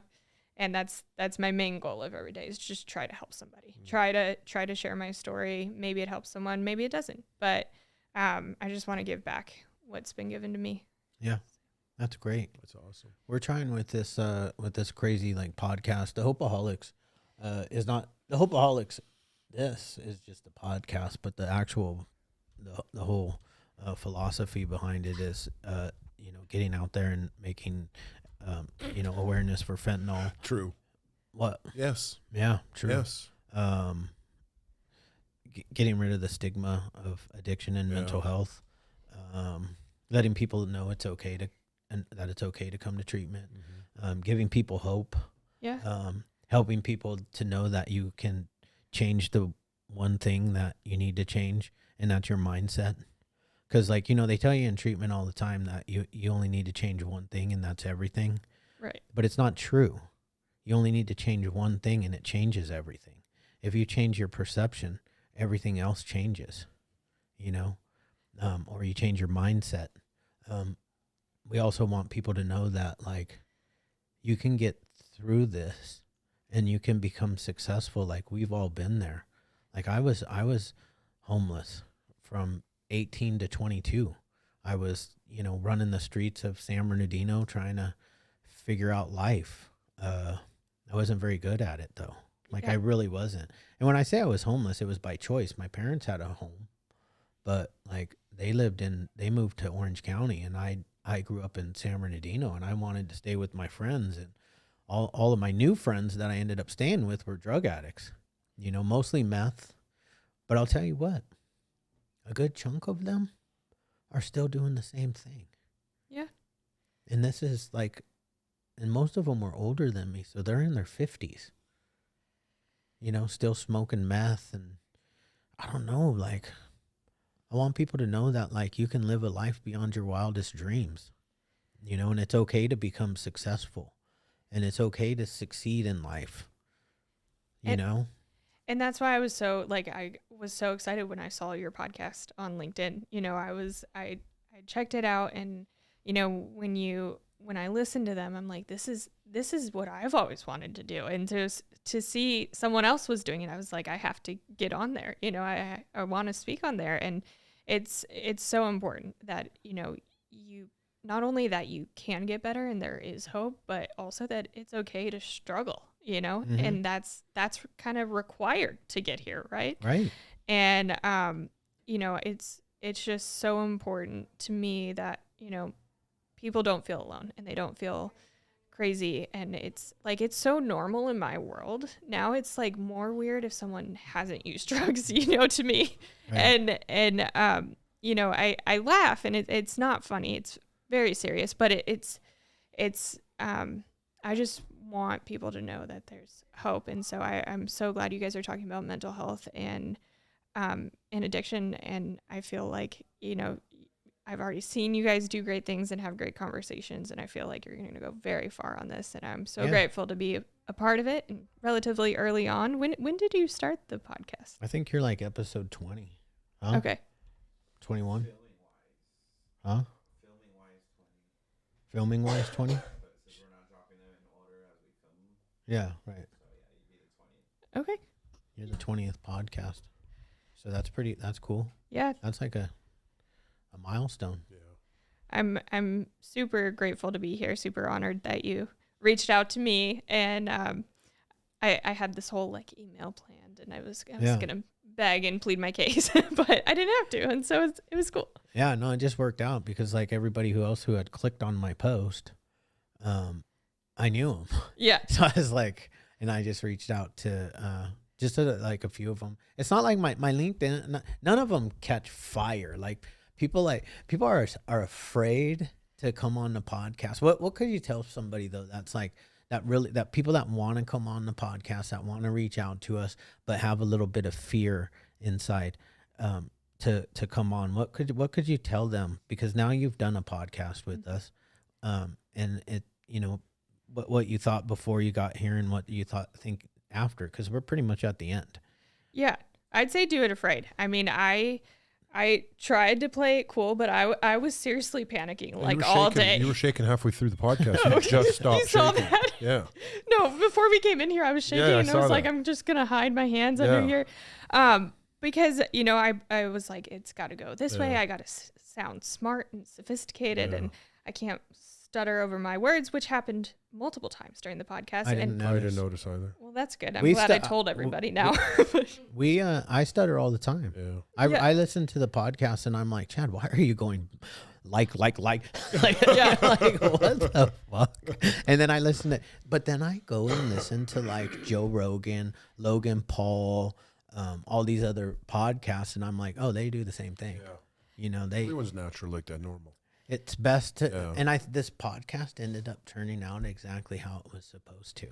Absolutely. And I think, after we started talking, it's a conversation about things we're all passionate about, right? It's having some laughs and doing it afraid. I mean, really, like I had convinced myself like you guys weren't even going to air my episode because I was going to sound so dumb, right? Like that's what my brain does me. And I still showed up here today because I respect the heck out of what you're doing. It's something I'd love to do in the future. And, it's just a conversation. It's an important conversation, but it's just a conversation. It is an important conversation. And my whole philosophy or even thought behind every guest is just as important as the next one. Like if we have somebody famous on here, theirs isn't any more important than somebody who's not famous, because like your story's going to reach somebody that a famous person who's never had an eating disorder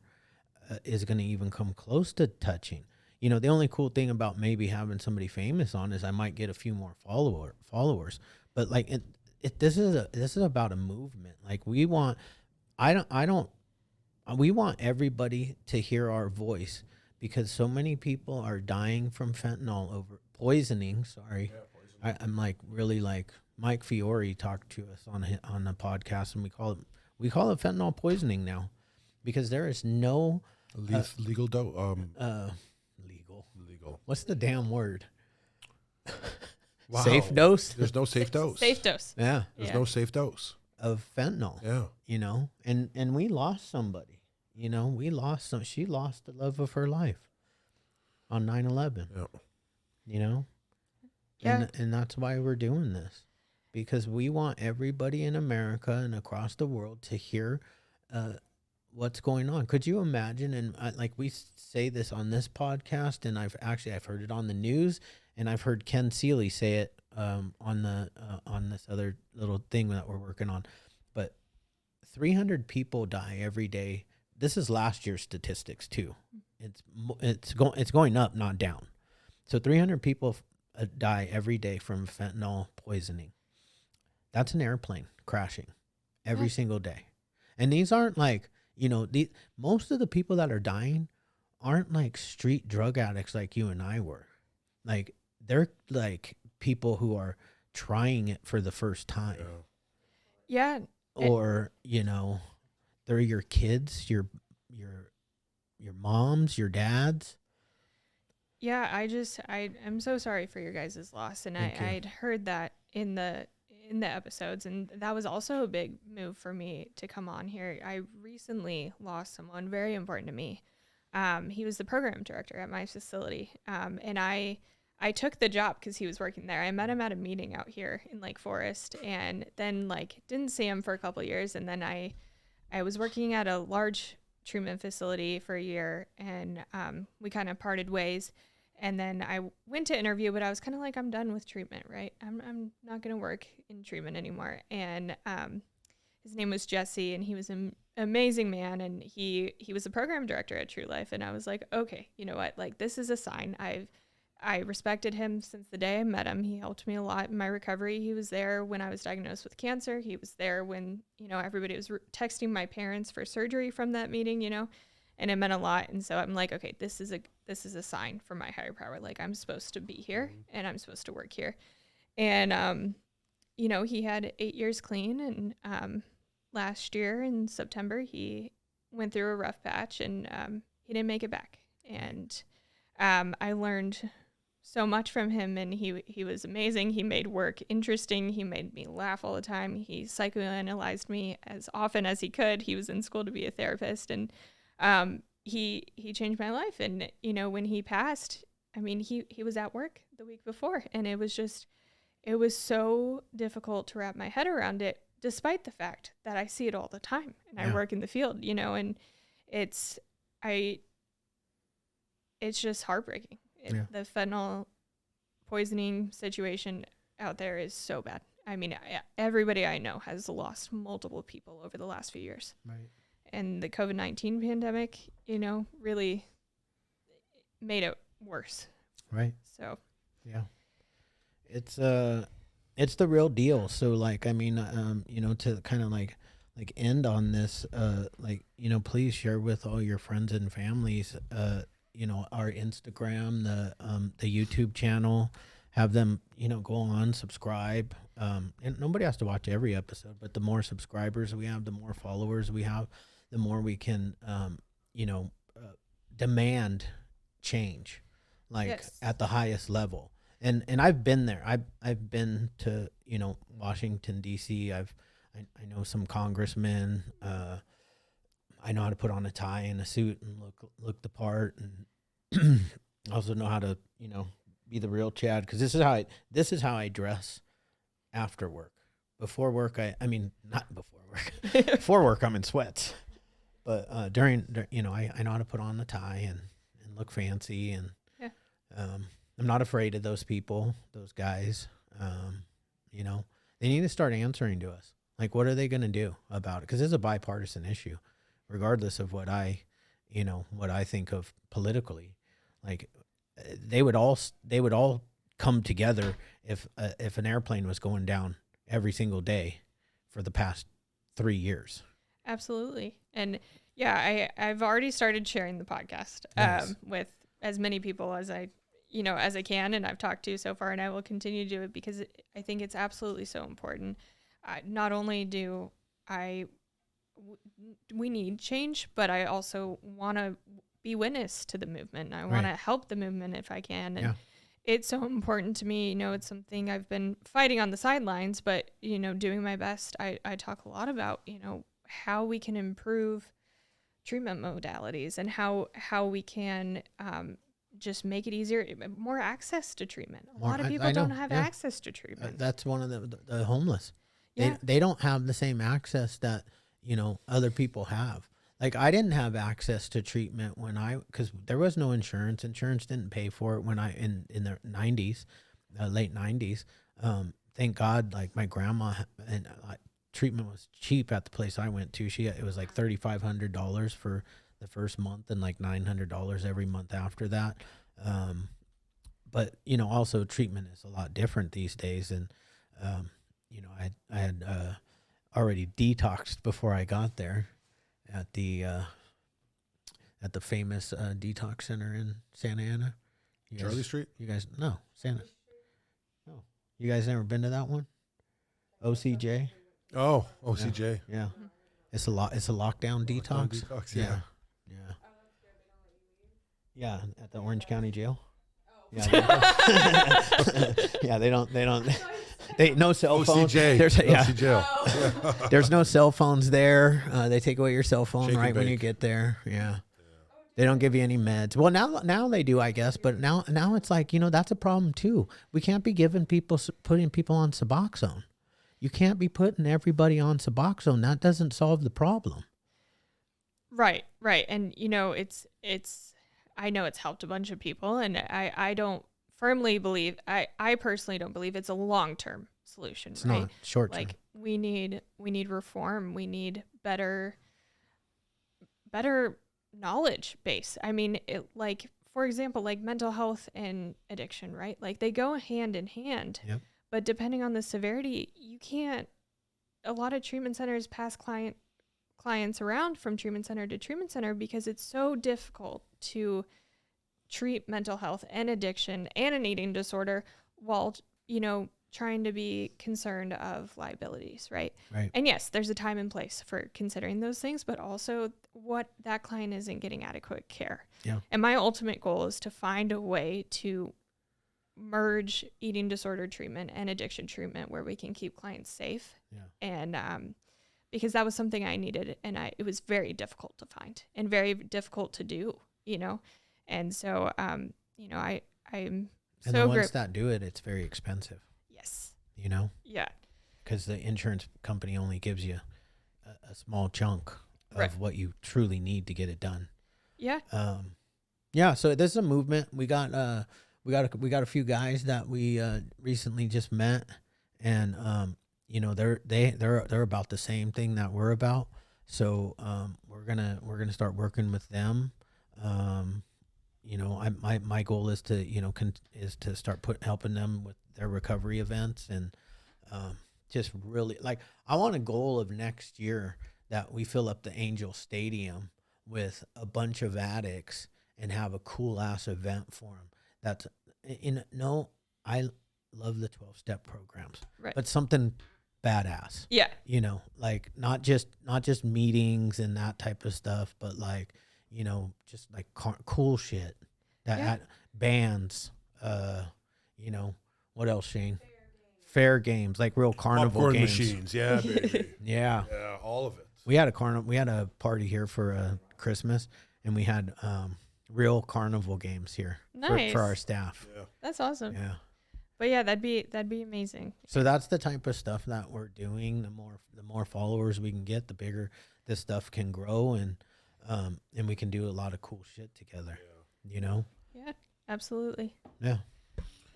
You got anything else? Yeah, don't forget. One last thing. Just add God. Just add God.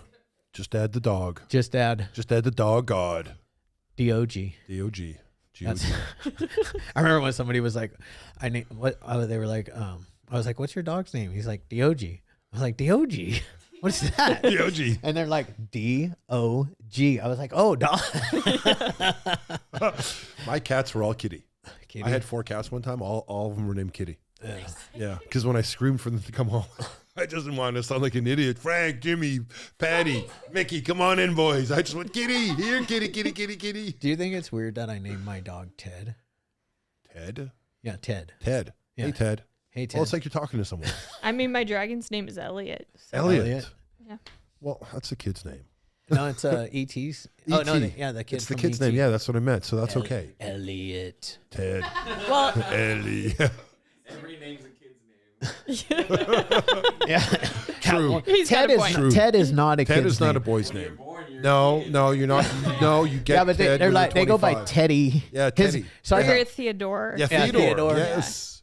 Teddy is his real name, but I like to call him Ted. Ted. Yeah. Ted.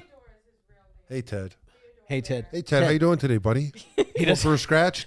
He doesn't even look like a Ted, does he? Yeah, he does. He does. All my friends love him. Yeah. That's a good stuff. He's a Theodore very Samoyed, Samoyed. I love those dogs. all white. He's pure white. Yeah. If I ever do this podcast again, he should join us. Yeah, bring him. Yes. He's a little hyper. We're gonna get Ted and Stanley here. Stanley. I No, want that mug. That's never. I'm gonna send that mug. I'm gonna send like 5 You minutes should, of yeah. First here. of all, who would buy that mug for $17.88? Honestly. on Amazon. I mean, $9.99. I could, for a gag joke, I get $10. But $17.88 for Stanley. 1788 is $7.99 now. You know that, right? Since the Great Depression. Biden inflation. God, our politics is going to come out here slowly but I surely. know. I don't want people to. It's not about politics. No, it's not. It's a Really bipartisan not. problem. It's a bipartisan It problem. is.